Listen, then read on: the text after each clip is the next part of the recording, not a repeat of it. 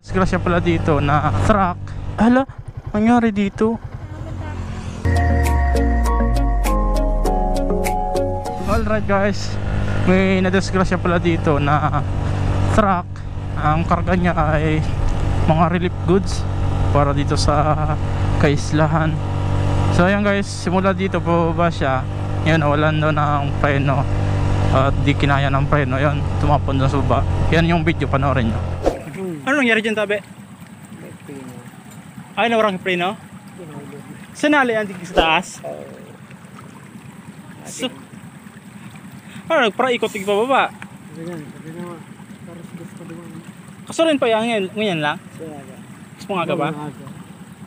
Kaya pala may mga tao-tao pala kasi po kung nag-i-tripon-tipon, yun na pala tigihirili. Ngayon lang tig-alsa.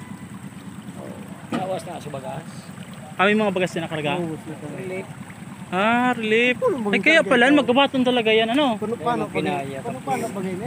Di kinaya kang preno? Taas na yan, oh. Tapos nawala ng preno. Di kinaya daw, relief sana. Para saan sana po ang relief na yan, tabi? Sa Langaton bigara. Sa Langaton?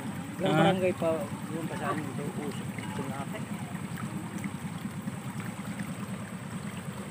Ayan guys, may na-disgrasya naman dito.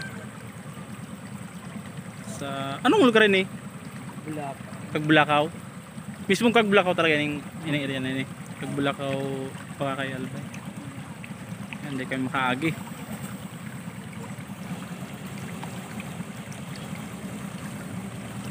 Yun, pwede yata makagi ito. Makagi.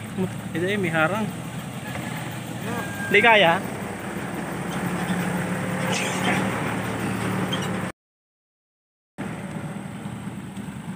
Grabe na dito guys ang nadisgrasya sa lugar na ini.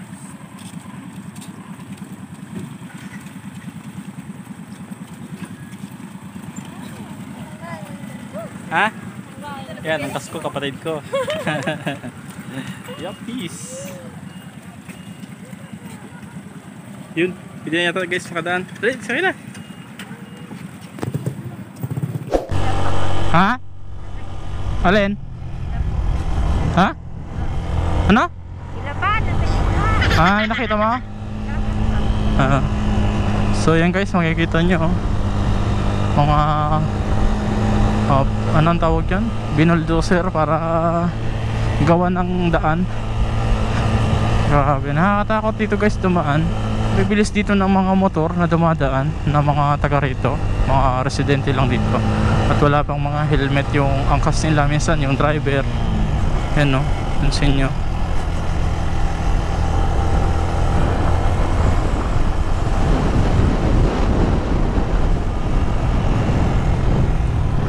Saan? Kita ba?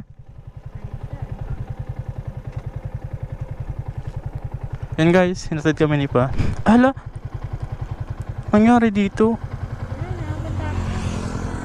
Di ba dati nung duman tayo dito, hindi naman ganito? Nung duman kami dito guys, parang hindi naman ganito eh. Yung ito. Yun no? Saan na yung tatay ko? Hinatid kami ng bangka. Galing doon, tapos hinatid kami dito. Ngayon pabalik na sila. Hindi namin nakita. Layo kasi. So yun, makikita nyo dito mga bulubundukin na nagsisiguhuan o pag umuulan. Ayan guys, oh, kikita nyo, nakakatakot, oh.